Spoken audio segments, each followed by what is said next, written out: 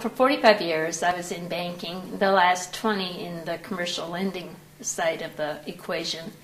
And what I found increasingly, we hired young graduates out of four-year institutions who had business degrees, and they could do some of the analysis on lending, but they did not have the skills to either interview and to ask the right questions of prospective clients, nor could they do loan write-ups.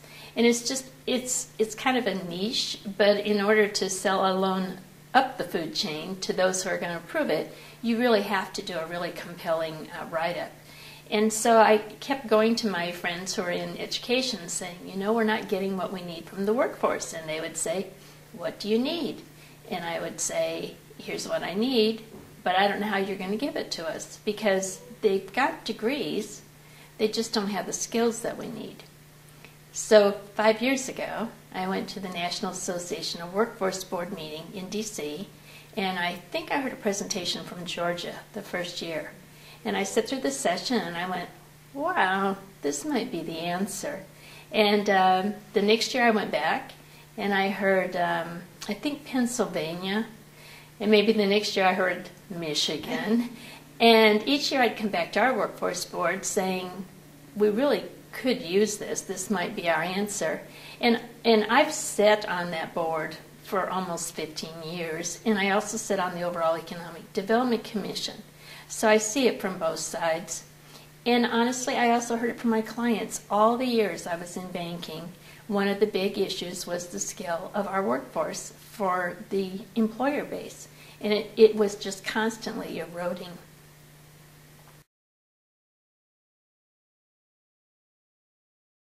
We're hearing really positive results from the early adapters of the Career Readiness Certificate. And a good example is a local transit authority that had a slot that was a promotion, and they had several of their internal candidates apply for it. They chose the top 3 candidates and sent them off for testing. Excuse me, that's not true. They chose the top 4. Mm-hmm.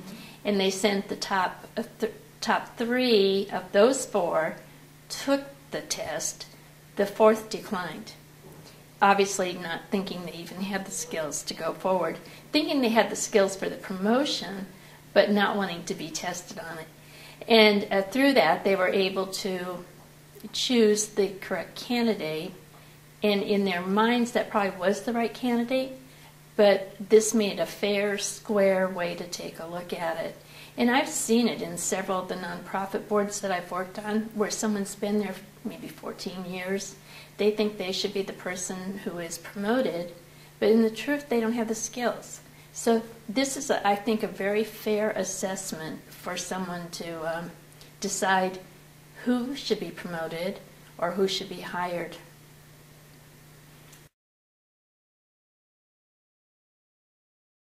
Well, once we decided we were going to go as a business group full bore for this, I was able to convince my fellow Workforce Investment Board members that they should fund a couple of assessment and training sites. And so they really were our partners from the beginning. It just took us to do all the background work and the footwork to figure out exactly how to bring it to the county.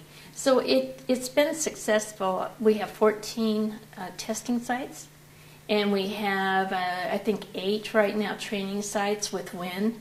So it's been it's been good. We are now bringing in 2 more counties, and I suspect they'll both be in by June.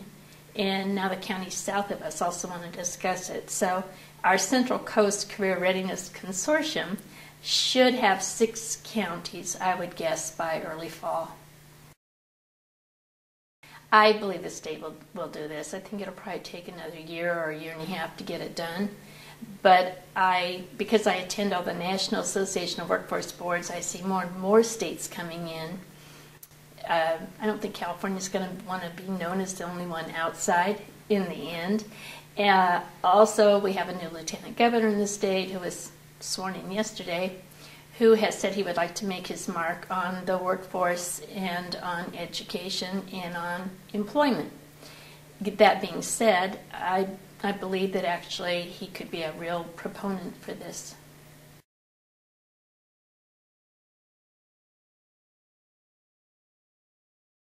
The budget is always a barrier. There's no doubt about it. But if you look at the buy-in for when it's not that much, WorkKeys is $100 a site. I mean, it's pretty pathetic if in a budget of the state that California has, if we can't find those types of dollars for our workforce, then there's something really wrong.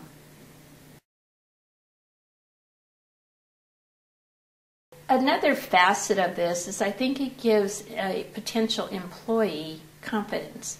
And a good example, we had a gentleman who was in his early 50s who had been laid off, and he came to us and he said, I don't know what I should do. He was applying for a job and it needed a lot of business writing.